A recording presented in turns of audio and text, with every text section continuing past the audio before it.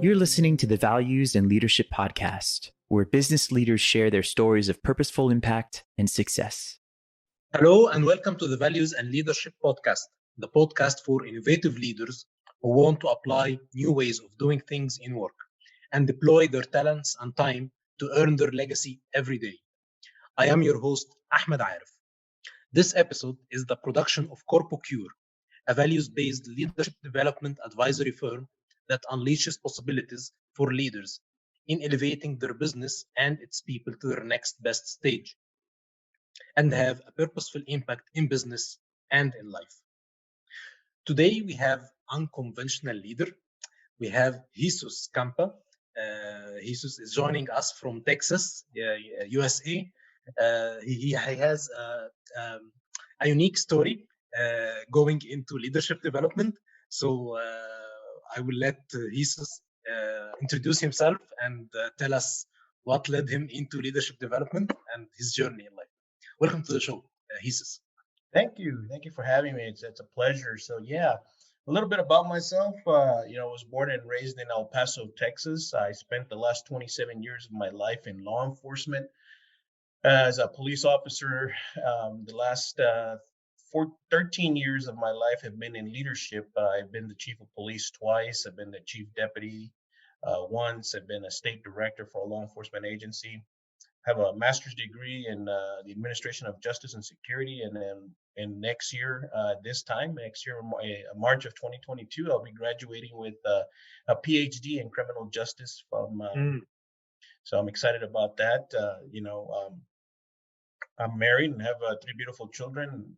Like I said, it's a beautiful day out here in El Paso, Texas. It's 87 degrees with little wind.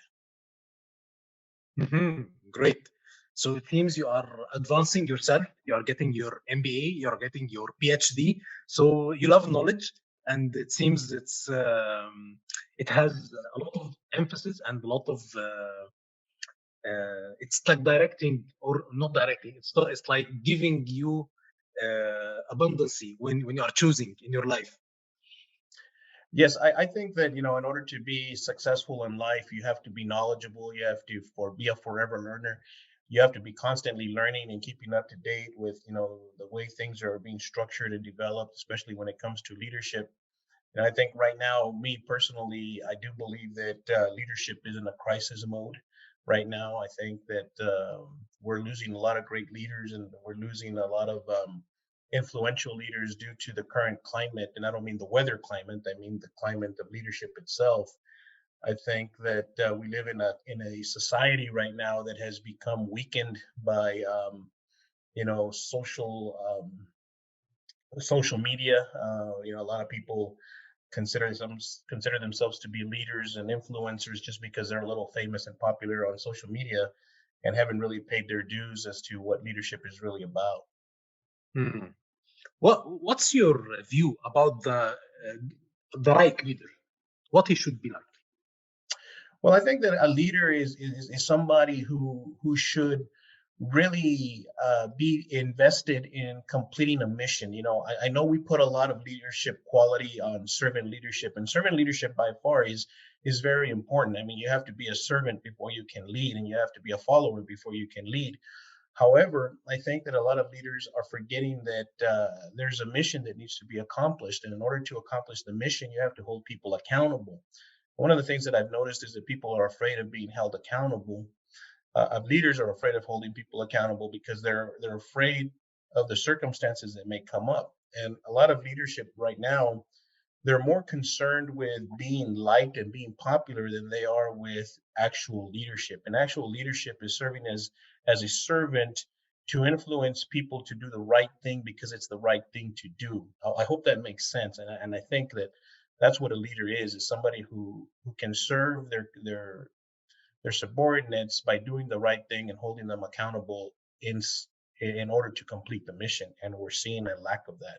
We're seeing more leaders dive into what is best for me to keep my job mentality as opposed to doing the right thing. Great. You mentioned the right thing several times. So what did you see in leaders that you think is not the right thing? And that's why you went into that to correct that. What was the not right thing? Yeah, I think that the thing that's not right is their fear, their fear of keeping their job. You Hmm. know, they're more concerned with doing what's popular instead of doing what's right. Leaders are more concerned with being liked and winning a popularity contest. If you look at the past presidential election, you had in the United States, you had a president that was saying what was popular. He was going with the masses. He was supporting things that he knew would cause a ring in people as opposed to doing what's right. And he knew that if he kept saying certain words, he was notorious for fear mongering. He was notorious for causing racial division, which in turn would cause a reaction, not a good reaction, but a bad reaction. And he knew that what he was saying resonated with his followers, and that's where he was hoping to win the election. And I think that that's where we see a lot of issues is that leaders are more concerned with doing what's popular and being liked as opposed to doing the right thing. Great. So now we understand that the fear now is and playing on the popularity context, and now we need to define the right thing. What now the right thing maybe yani relative to each one. So how can you define the right thing into a corporate or into an institution or into like that? Yeah, so when you set up the right thing to do is you have to, of course, every corporation, every industry, every government is going to have a different opinion of what the right thing is, right? Depending on what their mission or their goals are. However, so let's take a look at the world of policing, for instance. Mm, What is the right thing to do in policing? Well, the right thing to do in policing is to continue to serve your community because you're a public servant. You're a servant of the public, so you shouldn't forget that that's what you were sworn to do. mm, You have to not forget that the power that you have as a police officer is given to you by the community who appointed you to be a police officer, and that power can be taken away from you at any time. So what you have to do as a police officer in order to do the right thing is to treat everybody equally. You have to mm, get rid of the disparity between the disparity of treating certain groups of individuals in a different manner than you would treat others. And that's basically all across the corporate world as well. Is you have to treat every customer and every person, every follower, with dignity, respect, and equality in order to accomplish the mission. It should be the goal of a leader to create a diverse platform that's inclusive of everybody and doesn't single anybody out. mhm. This I agree with you, but in reality, things are not that clear or not that not that No, obvious. no, Or they're not. even difficult to do. So, what did you find can be helping leaders to reframe their mindset? Well, one of the things that we talk about in our leadership development program is about shutting out the noise. There's a difference between, you know, every leader is going to be criticized, no matter whether he's a good leader, a bad leader, a medium leader, a terrible leader, or a great leader. He's always going to be Mm, criticized, and it's very important to listen to the criticism. Actually, let me rephrase that. It's always very important to hear the criticism. And you mm, have to distinguish the difference between the noise that's around you, and I'm talking about the noise that is being caused by the criticism. And what that means is that you have to take and understand the difference between listening to the noise that the criticism is causing, because everybody can listen, right? We all listen, and don't let you have to listen. And then the second part is to hear the criticism. So when you listen to the criticism, that means that you're reacting to everything that you hear. So basically, for as an example, every time the dog barks, you take some sort of action. Well, if every time a dog barks, you take an action, you're not going to get very far. However, if you're hearing the noise and hearing the criticism, it's the words are going into your ear, going to your brain, being funneled out, and you're taking the important parts of, okay, you know what, this is true. I made a mistake here. I need to learn from this. I need to adapt to this. So if you learn the difference between listening to the criticism and hearing the criticism, you'll get a lot further in life. Because basically, when you're hearing the criticism, what you're doing is you're working on your self-improvement as a leader and taking the corrective action to help you do what is right. Does that Mhm. make sense? So, are you talking about being more reflective? Yes, as a leader, you need to be more reflective of your actions and what those actions are causing, and whether or not those actions that you're taking are reflective of the mission, and if those actions that you're taking are including diversity and equality for all. Mhm. Okay, so then leaders need to be more reflective. They need to be more reflective of their actions and make sure that when they look in the mirror, that they actually like what they see and like the direction that they're headed in. Mhm. This idea of being more reflective, can it be happening on the spot, or maybe the leader maybe needs some time to be reflective? So can it be instantly reflecting or later reflective? We see that, and it reflecting, it's kind of hard to reflect on the spot, but that's where an experienced leader comes in. You see, and that's what I'm saying. You have to understand that when you're on the spot, are you listening or are you hearing to what is being said? If you're hearing, that gives you the opportunity to, at the end of the day, go back to your room, your office, or wherever, and reflect on what you heard, as opposed to what you listen. A leader that doesn't reflect is only listening and will take action on that spot without having the opportunity to break down everything and make sure that his actions are appropriate. Mhm. So giving yourself time before taking action. This is the main message. Right. So you got to make sure that you have enough time to reflect on something before you take the action. So that's why it's important to hear what is being said, what the criticism is, as opposed to just listening and taking action at that moment, which in the end may cause more damage to your career than prospering. Hmm. So this message of waiting, maybe one day or something, wouldn't that be difficult in this pacey environment where we need to take actions on the spot, where when we need to make action, I mean, pacey environment, we need to get results on the spot like this. Isn't that difficult? Well, yes, but you're talking about two different things. Now, if you're talking about a decision that needs to be made right on the spot because it puts life in danger or because it puts financial gain or financial loss in jeopardy, well, then at that time you're not basing yourself on reflection. You're basing yourself, you're making that decision based on experience, Hmm. and basically, so it's kind of a reflection because you're reflecting back on what you've done in the past that has worked, and those are things that you have done in the past that have worked, and you out of experience are reflecting back on that experience to help you lead on that split second decision.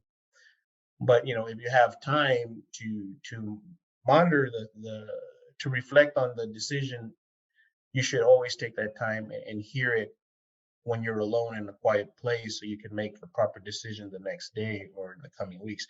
You got to remember that a lot of the decisions that we make in life are not split second decisions that are being made.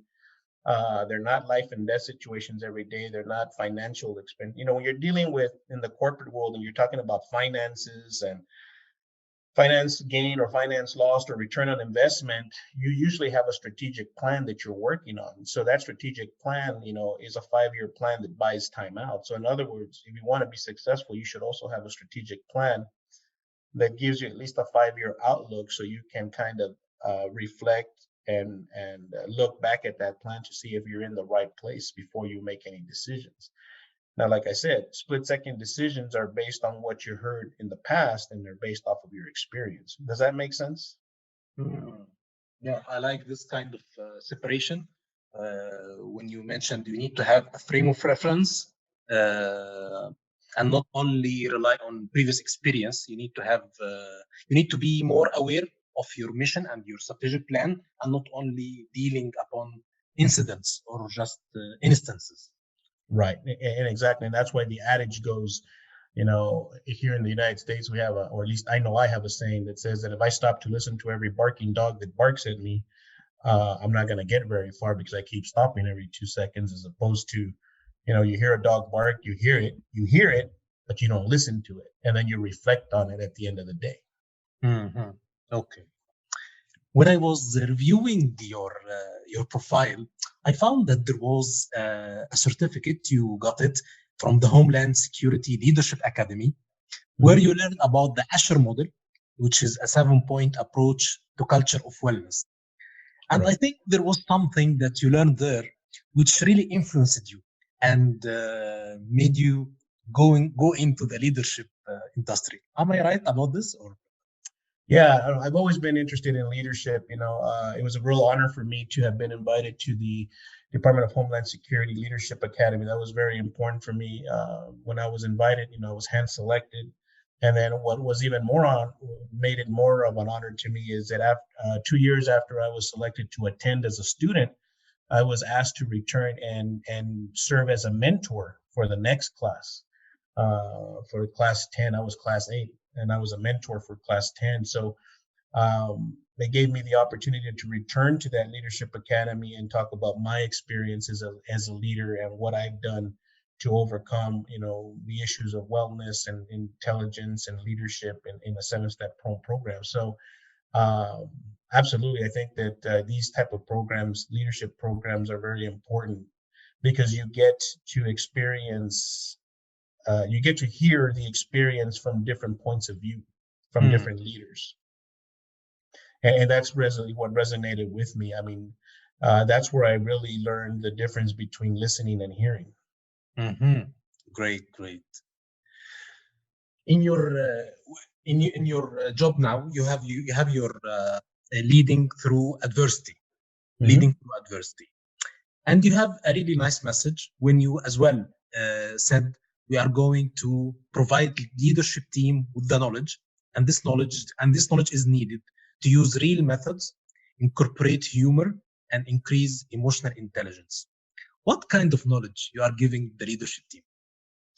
So one of the bases for the knowledge that we're giving the leadership team is one, when you're a leader, or when you're leading a team, it's always drilled in your head that failure is not an option.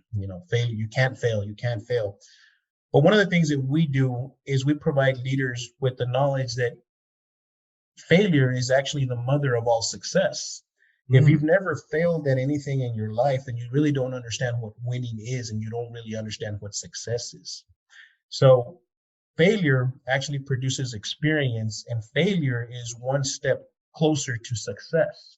So what we do is we drill it into leaders' heads today that, not everything you touch is going to turn to gold, and not every mission or promotion or program that you try to develop is going to be a success.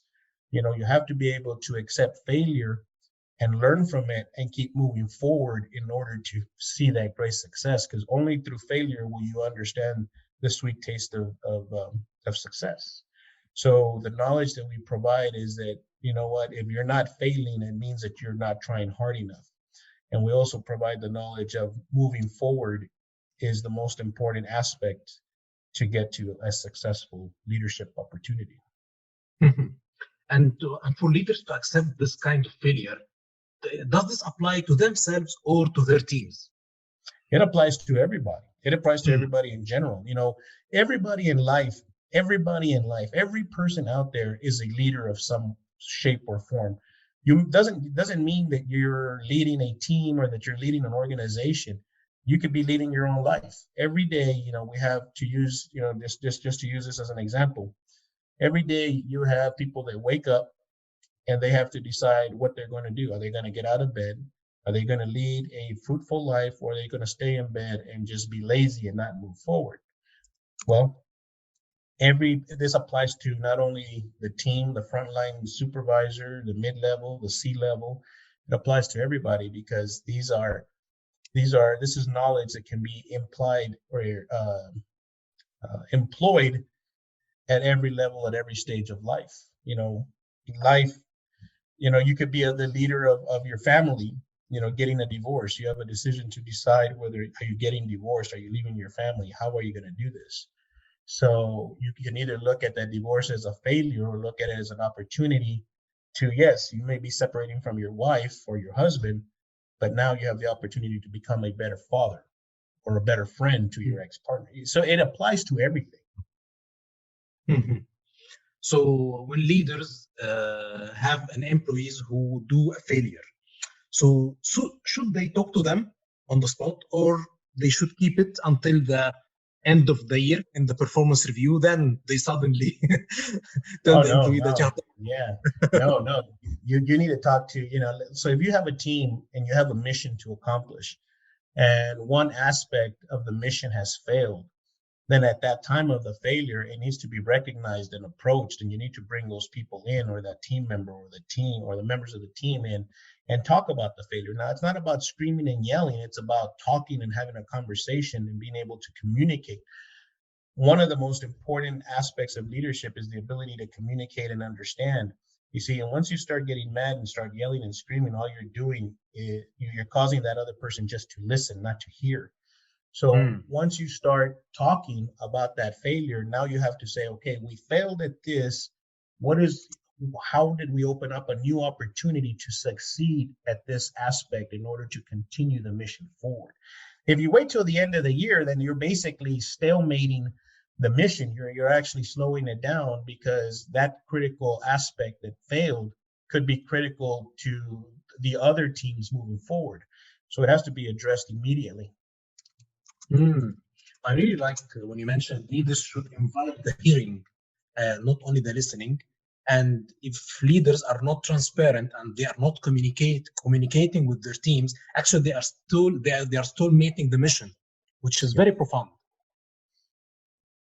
Yeah, and that's the other thing, is that a lot of the times, one of the other things that we provide to people, and this is why I say that leadership is in crisis, is because a lot of leadership or people in leadership roles are listening to the noise that's being caused by those who have never led anything.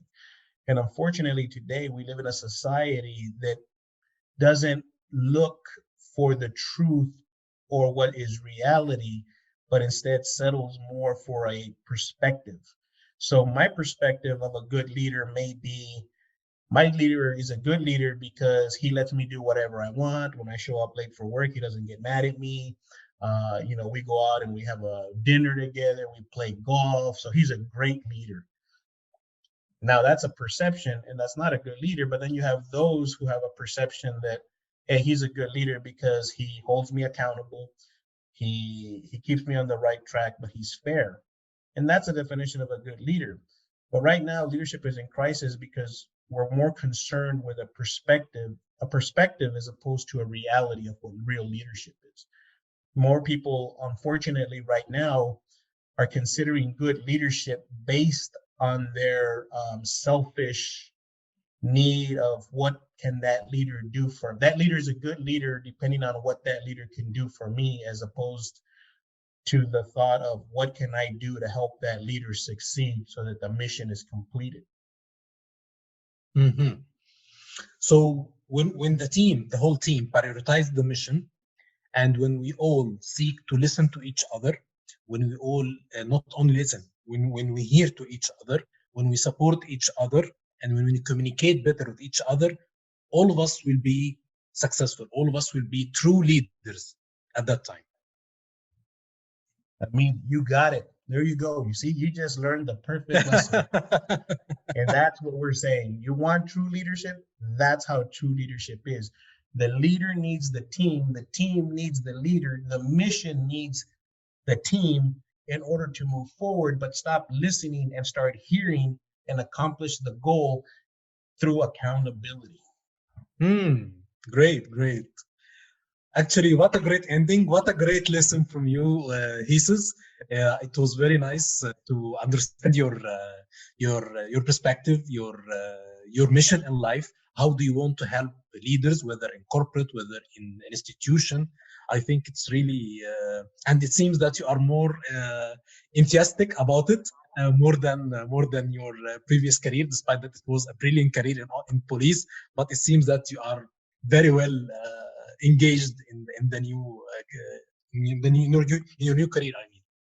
Yes, very engaged, very excited. I enjoyed my 27 years of law enforcement, but right now I think there's a greater mission in life, and that is to start developing leaders at an early age, and then start giving them the right tools to move forward, and putting back realistic expectations of what true leaders are, as opposed to what somebody who has never led perspectives are. Mm-hmm. Great. Thank you very much for joining us today, Hesus. It was a pleasure meeting you today. Thank you very much for having me. My pleasure. Thank you.